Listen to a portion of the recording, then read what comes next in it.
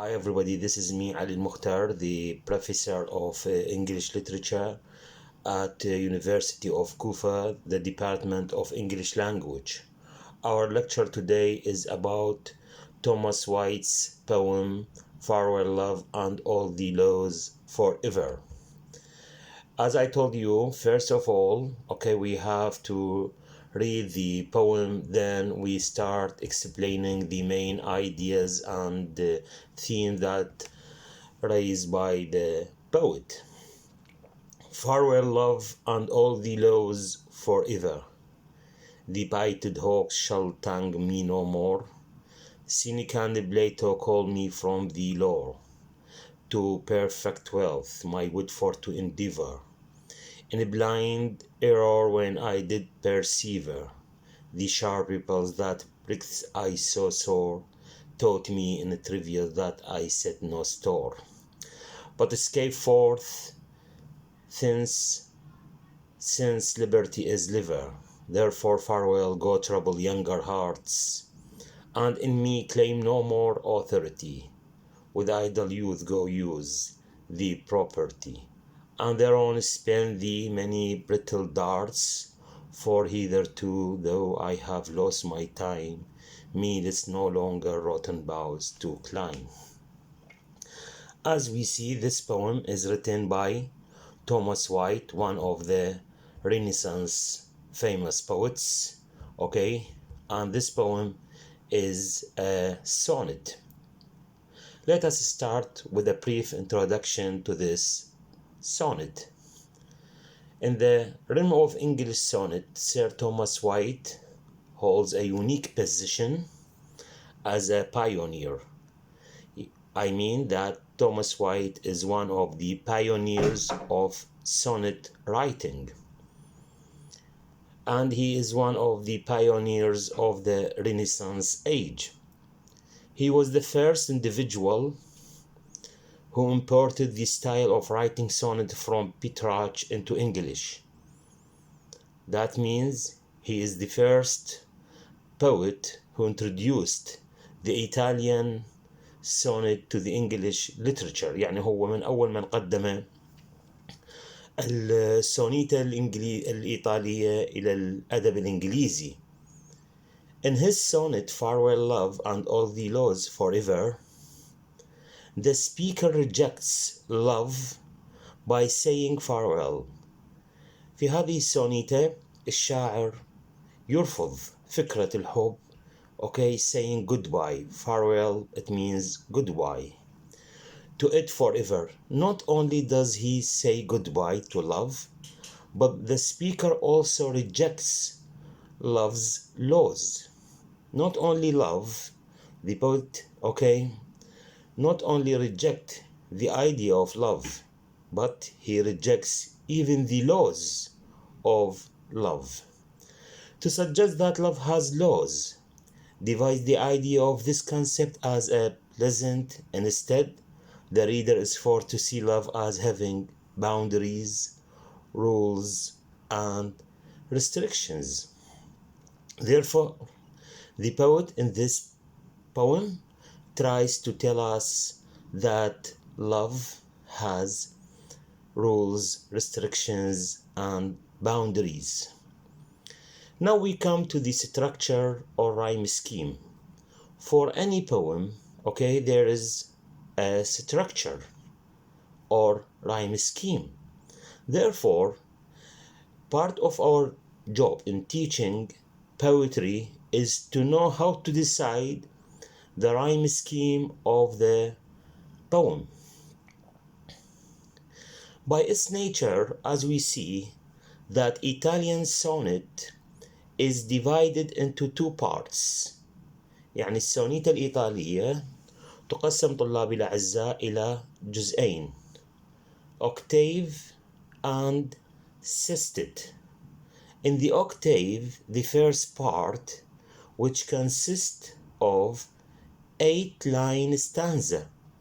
That means octave is 8-line stanza, يعني stanza من 8 أسطر شعرية, which usually rhymes A, B, B, A. A, B, B, A. By A, B, B, A, B, B, A, I mean the last word, how to be pronounced. For example, we take the first line and we pronounce the last syllable from the last word and we mark it with A. If there is a similar pronunciation to this syllable in another line, okay, I mean the end of the line, okay, if it has the same pronunciation, then we mark it with A. If it is different, okay, or it is a new pronunciation, we mark it with B. And then with C if we have a third pronunciation or a fourth pronunciation, maybe marked with D, and so on. We can find this in the first 8 lines. Now we come to the sestet. Sestet is the second part of the sonnet, which consists of 6 lines, which may rhyme C, D, D, C, E, E. We can find this in the last 6 lines. Thomas White, anyway, was the first one to use the Italian form of the sonnet. In this poem, he used the Petrarchan sonnet, named after the name of Petrarch, as I told you, the Italian sonnet. Now we come to analyze the poem, because you know that analysis is an essential and important part in poetry and in teaching poetry. We come to the first 2 lines. Farewell, love, and all the laws forever. As we see that we give the last word, the last syllable from the first line, okay, the letter A. Then we come to the second line. The bited hawk shall tangle me no more. More is different from forever. Therefore, we mark the last syllable with B. And then we see that the first rhyme is A, the second rhyme is B. Now we have A, B. Let us explain these 2 lines. The poet says goodbye to love and all its laws forever. He uses the metaphor of Cupid. This is really a metaphor. It means indirect, implicit comparison between 2 different things without using such like as. المجاز هو مقارنة ضمنية بين شيئين مختلفين، أوكي، دون استخدام أدوات التشبيه مثل like, as, such as, etc. And here the poet, as I told you before, he uses the metaphor of Cupid in Greek mythology and his arrows of love. And in Greek mythology we have this, let me say, the name of Cupid, okay, and how he uses the arrows to, let me say, strike the lovers, to refer to love as a bite in a hawk, in which the poet will not be tangled in love no more. Again, the poet, as if he wants to, let me say, compare the lovers to fish, okay, and how fish being caught by the hawks of the fishermen, okay, and then because they follow their passions, okay, not their mind, they are easily, let me say, fished and hunted by the fisherman. In the second 2 lines, as we see, the poet says, Cynic and Plato call me from the lore, to perfect wealth my wit for to endeavor. As we see in these 2 lines, okay, the first line ends with the rhyme scheme B because we have more and lower, while the second line from the, let me say, these two lines, to perfect wealth my wood for to endeavor, we mark the last syllable with A because we have the first line forever endeavor. Then we have the first four lines A, B, B, A. Yes, I mean the rhyme scheme is A, B, B, A. In this or in these two lines, the poet uses illusion. Illusion معناها تلميحة, to refer to historical name, to legendary name, to mythical name, to, let me say, any ancient thing, okay? And in literature it is called illusion. Illusion means reference, إشارة أو تلميح. The poet uses illusion of Cynic and Plato because these are, let me say, very important names in the history of Western civilization. You know, Plato, for example, is or means Platon, and he is the father of the Western philosophy. As if here the poet wants to say, I want to join, to go back, to travel to Plato and to be with Plato better than to spend my time, okay, with the trivialities of love. Again, the poet says, okay, I want to join Seneca and Plato to refer that he will widen, you know the meaning of widen, يوسع his knowledge and wisdom, and he will depend on them in his judgments. In the third two lines, in a blind error when I did persevere, the sharp ripple that pricked I so sore. Again, these two lines end with the rhyme scheme A, B. Now, in these two lines, the poet is regretting معناها يندم, that he was controlled by his emotions, and this is a blind mistake. He admits his mistake by following love. He says, I spend my time with love and now I regret, okay, spending my time in such, let me say, matters. Now we come to the other two lines. Taught me in a trivia that I set no store, but escape for since liberty is liver. The pain he got from his love, okay, taught him not to be trivial. Now he got good experience from his past time, okay, and now he is not ready to spend, okay, more time with love. The poet says that will escape towards freedom. As if here the poet wants to say that love is a prison, and when you get rid of love, عندما تتخلص من الحب, you are going to get your liberty and your freedom. سوف تتحرر وتأخذ حريتك, و you can, let me say, meet all your ambitions and aspirations وتلبي كل طموحاتك.